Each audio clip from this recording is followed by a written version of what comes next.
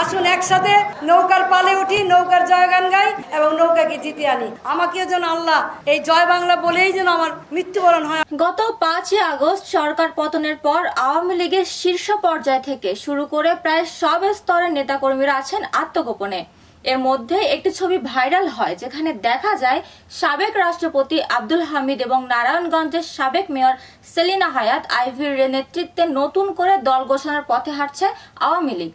তবে দলটি থেকে নিশ্চিত করা হয় ওই ছবিটি ভুয়া, কিন্তু গুঞ্জন রয়ে যায় আইভির হাত ধরে আবার সংগঠিত হবে আওয়ামী লীগ। সত্যি কি তবে আওয়ামী লীগের হাল ধরছেন সাবেক এই মেয়র?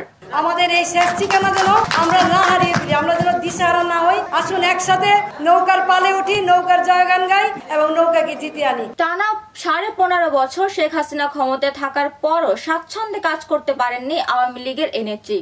গত 5 আগস্ট আওয়ামী লীগ সরকারের পতনের পর সারা দেশে দলটির সংসদ সদস্য ও স্থানীয় সরকার বিভাগের জনপ্রতিনিধিরা পালিয়ে গেলেও আইভি পালাননি।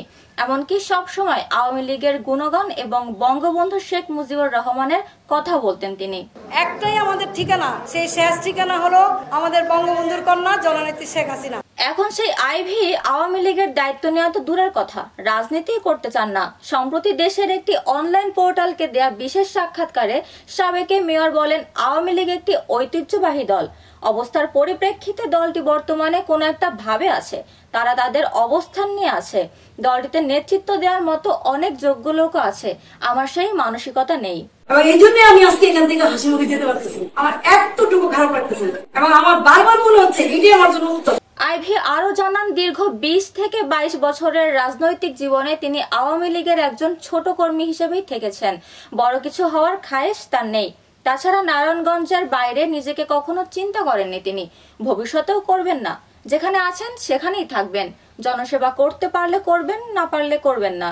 আমি 2003-এ পাশ করেছি, তখন বিএনপি সরকার ক্ষমতায়, কিন্তু আমার প্রত্যেকটা মন্ত্রীকে আমার সবার জন্য হয়েছে। যদি আমাকে একা কেউ এটা করতে চাইতো তাহলে অবশ্যই প্রতিবাদ করবো। ছাত্র জনতার তুমুল আন্দোলনে শেখ হাসিনা সরকারের পতন ঘটলে আওয়ামী লীগের মন্ত্রী এমপি থেকে শুরু করে স্থানীয় জনপ্রতিনিধিরা পালিয়ে গেলেও নারায়ণগঞ্জেই থেকে গেছেন আইভি। বাবার আদর্শ ধরে রেখে আওয়ামী লীগের রাজনীতি করতে আসা এই নেত্রীর ইচ্ছা জীবনের বাকি সময়টা নারায়ণগঞ্জের মাটিতেই কাটিয়ে দেবেন। সত্য একটা জায়গায় এতদিন কাজ করছে, কিন্তু আমি সবসময় কয়েকদিন 5 তারিখের পর থেকে সবসময় আমাকে বলছি, আল্লাহ তুমি যেটা ভালো মনে করো ওইটাই জন্য আমার জন্য।